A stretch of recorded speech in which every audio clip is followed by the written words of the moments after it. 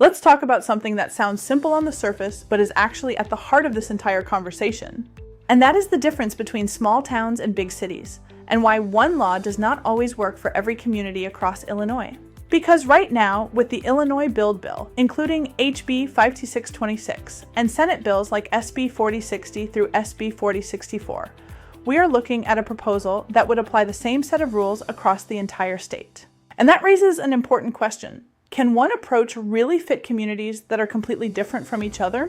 Let's start with something very basic. Quincy, Illinois is not Chicago. It is not a high-density metro area with the same population, infrastructure, or development patterns. That flexibility allows communities like Quincy to grow in a way that is intentional and manageable. People here rely more on vehicles, neighborhoods are more spread out, and development tends to happen differently than it does in larger cities. These differences matter when it comes to planning, zoning, and how housing is built. Now, when you look at larger cities, especially those with higher population density, the challenges are different. In a city with strong public transportation, that might not be a major issue. In those environments, allowing more units per lot, reducing parking requirements, and speeding up development approvals may make sense as part of a broader strategy to increase housing supply.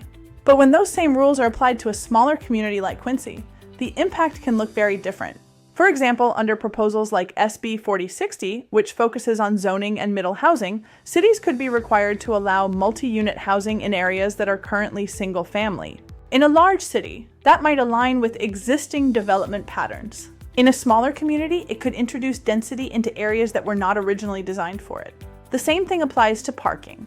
Under SB 4064, which addresses parking requirements, cities could be limited in how many parking spaces they can require for new developments. In a city with strong public transportation, that might not be a major issue.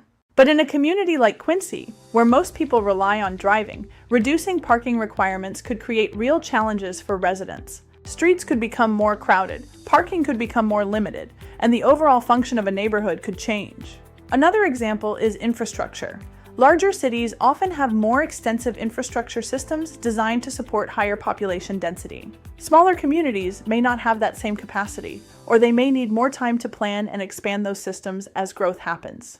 When development increases quickly without the ability to adjust locally, it can put pressure on systems that were not designed for that level of use. This is where the idea of one law for every community becomes difficult.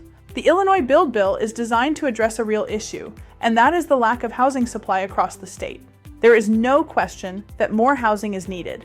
Prices have gone up, inventory is limited, and people are struggling to find homes. That part of the conversation is real, and it is something we see every day in the market.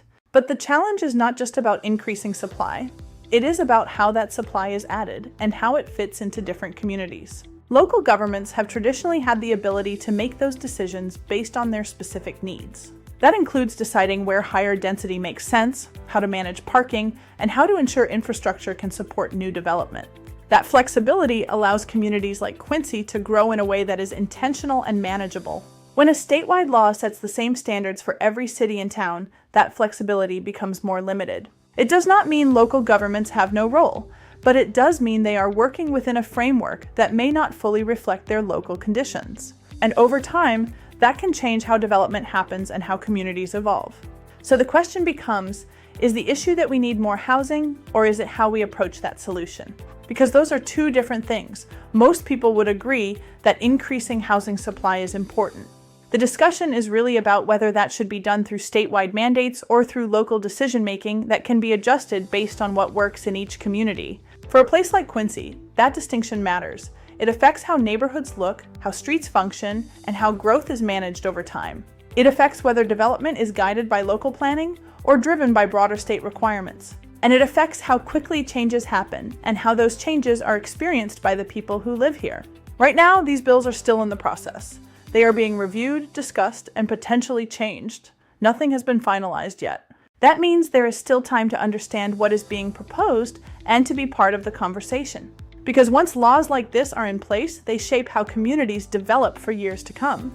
I'm Jackie Weisenburger, top listing agent at Happel Realtors in Quincy, Illinois, and I'm sharing this because I believe people should understand how these types of decisions can impact where they live. Small towns and big cities are different, and that is something worth considering when we talk about solutions that apply across the entire state.